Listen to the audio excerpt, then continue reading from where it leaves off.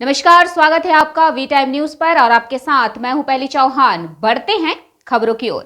Trinamool booth अध्यक्ष की हत्या की गहन जांच के लिए 3 मुख्य आरोपियों को घटनास्थल पर ले जाया गया और रेजी नगर का दौरा किया गया। 21 जुलाई की रात रेजी नगर थाने के अंदुल बेरिया उत्तर कॉलोनी में बदमाशों के एक समूह ने तृणमूल बूथ अध्यक्ष पतितपालम की धारदार हथियारों से बुरी तरह पिटाई की। फिर 4 दिन बाद मुर्शिदाबाद मेडिकल कॉलेज में भर्ती होने के दौरान उनकी कुचलकर हत्या कर दी गई। इस घटना के बाद रेजी नगर थाने में 6 लोगों के खिलाफ एफआईआर दर्ज की गई, जिनमें से 3 आरोपियों को बुधवार तड़के गिरफ्तार कर थाने भेज दिया गया। 10 दिनों की रिमांड पर लिया गया और गहन जांच के बाद उच्च स्तरीय पुलिस अधिकारी तीनों आरोपियों को घटनास्थल पर ले गए। मौके से एक बंदूक के साथ गोलियों का एक राउंड बरामद किया गया। मौके पर एसडीपीओ बेरडांगा डॉक्टर उत्तम गरई, रेजी नगर थाना प्रभारी उत्पल दास और भारी पुलिस बल मौजूद था। सुनिए इस बारे में क्या कह रहे हैं एचडीपीओ डॉक्टर उत्तम गरई। আজকে পুরো যে ঘটনাটা ঘটেছিল 21 তারিখ রাত্রেবেলা, সেটা হচ্ছে আজকে পুরোটা রিকনস্ট্রাকশন অফ ক্রাইম করা হলো।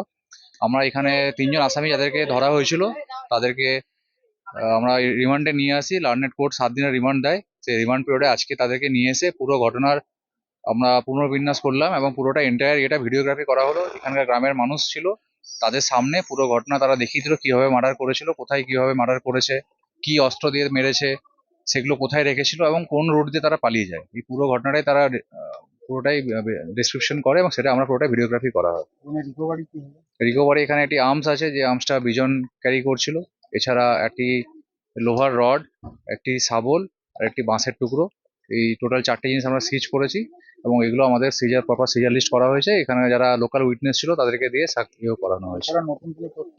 নতুন তথ্য বেসিক্যালি যে বাকি 3জনের খোঁজে তল্লাশি চলছে, তাদেরকে যত তাড়াতাড়ি আমি পাবো আমরা অ্যারেস্ট করে আইনত যা ব্যবস্থা সেটা নেওয়া হবে। বাড়ির থেকে দুপুরবেলা বেরিয়েছিল, বিকেলবেলা বাড়ি আসতেছিল সন্ধ্যার দিক করে। সন্ধ্যা 6:30টার দিকেই বাড়ি ঢোকে। সেই সময় আসতেছিল, পাশের বাড়ির ওই লোকজন এসে আমাকে খবর দেয় যে শিগগিরই আয়, তোদের বাড়ি হয়েছে এই বলে ডাক দিতে পারে। আমি ঝেড়ে দৌড় দিছি, যে দেখি ওদের বাড়ি এই অবস্থা। এই ঘটনা যারা ঘটেছে তাদের মধ্যে 3জনকে অ্যারেস্ট হয়েছে। পুলিশের প্রতি কতটা বিশ্বাস আছে, আপনার আশ্বাস আছে? আশ্বাস আছে। এখন ধরো 3জনকে ধরেছে, আরো ওই 3জনকে ধরে আমি এখন বিচার চাই। যখন আমার স্বামীই নেই, আমি ওদের শাস্তি চাই, ওরাও যেন মৃত্যু চাই, এটাই আমি চাই।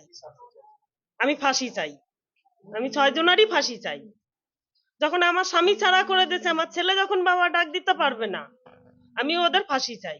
वी टाइम न्यूज के लिए मुर्शिदाबाद से मिलन सरकार की रिपोर्ट।